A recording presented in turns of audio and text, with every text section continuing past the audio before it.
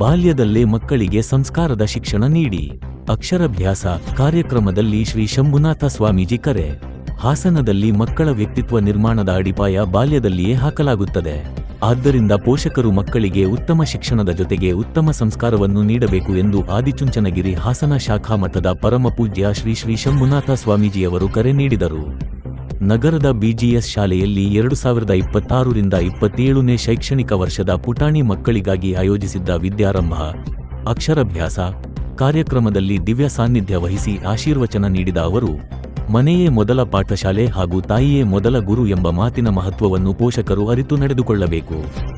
ಗಿಡವಾಗಿ ಬಗ್ಗದ್ದು ಮರವಾಗಿ ಬಗ್ಗೀತೆ ಎಂಬ ಗಾದೆಯನ್ನು ಉಲ್ಲೇಖಿಸಿದ ಸ್ವಾಮೀಜಿಯವರು, ಬಾಲ್ಯದಲ್ಲಿಯೇ ಮಕ್ಕಳನ್ನು ಶಿಸ್ತು, ಸನ್ನಡತೆ, ಸಂಸ್ಕೃತಿ ಮತ್ತು ಮಾನವೀಯ ಮೌಲ್ಯಗಳೊಂದಿಗೆ ಬೆಳೆಸಿದರೆ ಅವರು ಮುಂದಿನ ದಿನಗಳಲ್ಲಿ ಉತ್ತಮ ಪ್ರಜೆಗಳಾಗಿ ರೂಪುಗೊಳ್ಳುತ್ತಾರೆ ಎಂದರು.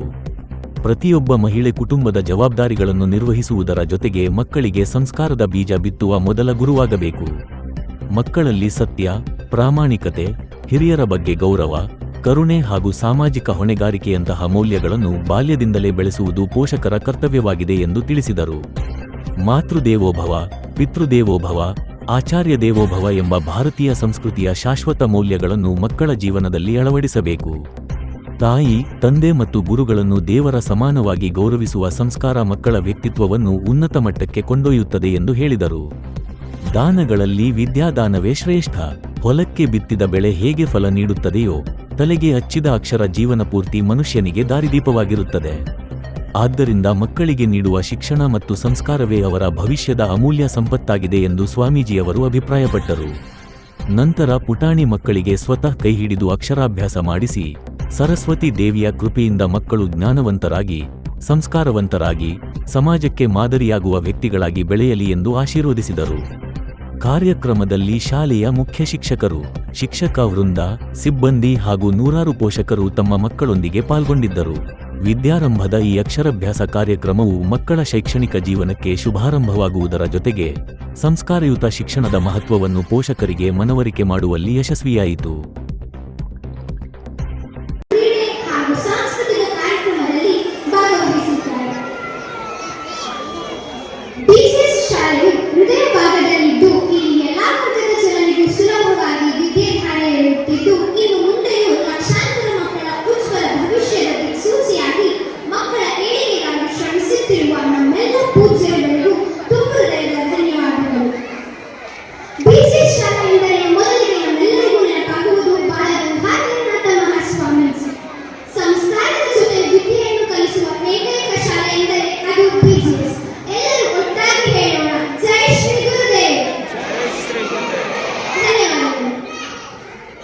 ಮಲ್ಲಿಗೆ ಹೃದಯ, ಆ ಮಲ್ಲಿಗೆ ಹೃದಯದಲ್ಲಿ ಮಲ್ಲಿಗೆ ಹೇಳಿದ್ರೆ ಸುವಾಸನೆ ಬರ್ತದ, ಬೇರೆ ಹೇಳಿದ್ರೆ ಏನ್ ಬರ್ತದೆ?